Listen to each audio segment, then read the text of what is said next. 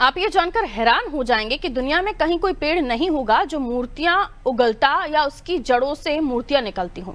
बेशक नहीं सुना होगा, लेकिन हम आपको लिए चलते हैं मध्य प्रदेश के हरदा जिले में, जहां पर जिला मुख्यालय से करीब 15 किलोमीटर पर एक ऐसा गांव है जहां पर एक पेड़ मूर्तियां उगलता है। आपको जानकर हैरानी होगी कि वो पेड़ अभी तक 23 से 25 मूर्तियां अपनी जड़ों से निकाल चुका है, जिसमें कई मूर्तियां खंडित भी हैं। और इसी कारण ये एकमात्र मंदिर है जहां पर खंडित मूर्तियों को भी लोगों के द्वारा पूजा जाता है। आइए हम दिखाते हैं इसकी पूरी कहानी और उसकी हकीकत। तो बात करते हैं उस गांव की जहां पर ये पेड़ मौजूद है। इस गांव का नाम है सोडलपुर, जिसे संतों की नगरी भी कहते हैं, और इस नाम से जाना भी जाता है क्योंकि यहाँ पर गुरु काना बाबा की समाधि स्थल भी है, जो बहुत ही विश्वसनीय माने जाते हैं।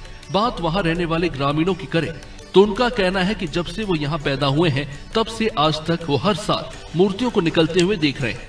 वैसे इस पेड़ को ग्रामीण भाषा में फेपर का पेड़ कहते हैं, जो बड़ा विशालकाय और पुराना माना जाता है। लोगों ने मिलकर यहाँ मंदिर का निर्माण कराया है और सभी मूर्तियों को इसमें स्थापित कर दिया।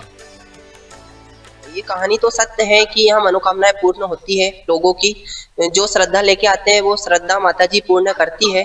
और उसके अलावा भी ये बहुत प्राचीन मंदिर है।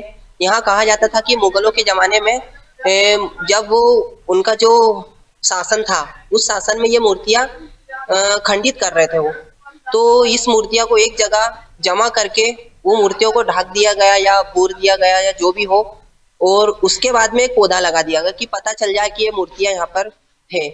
तो वो पौधा धीरे धीरे एक वृक्ष के रूप में विशालकाय हो गया और मूर्तियां भी उसी में से उत्पन्न होती है। ये कहा जाता है पुराने लोगों में। इस पेड़ के पास एक प्राचीन बावड़ी है। इस छोटे से कुएं के बारे में ये कहा जाता है कि सबसे मीठा पानी इसमें पाया जाता है। साथ ही ग्रामीणों ने ये भी बताया कि पूरे गांव में हर नलकूप में खारा पानी आता है, लेकिन इस छोटे से कुएं में केवल मीठा पानी आता है। कुछ लोग तो पानी लेकर शिवालय में भगवान भोलेनाथ को भी अर्पित करते थे। इतिहास तो हमने बड़े बूढ़ों से सुना है कि अंग्रेज के जमाने में, उससे पहले भी बोले मूर्तियों पे इस पे हमला भी करा था, तो उसके कारण ये मूर्ति आदि कटी हुई है। इसका ऐसा सुना है हमने। बाकी आस्था है पूरे गांव की।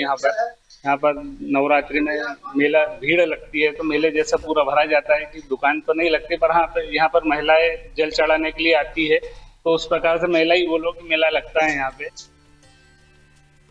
ऐसा कहा जाता है कि जब 500-600 साल पहले मुगलों का शासन था, तब यहाँ पर किसी मूर्तिकार ने ये सब मूर्तियां इस जगह पर दफन कर दी थी। ऐसा इसलिए क्योंकि मुगल उस समय मंदिरों को लूटना, उन्हें तोड़ना और मूर्तियों को खंडित कर देते थे, जिसके डर से मूर्तिकार ने सभी मूर्तियों को इस जगह पर दफन कर दिया था। और कुछ समय बाद वहाँ पर पेड़ लग गया। अब जब समय परिवर्तन हुआ तो इस विशालकाय पेड़ की जड़ों के माध्यम से मूर्तियां जमीन में से ऊपर निकल रही हैं। हरदा से संवाददाता मोहम्मद जफर अंसारी की रिपोर्ट।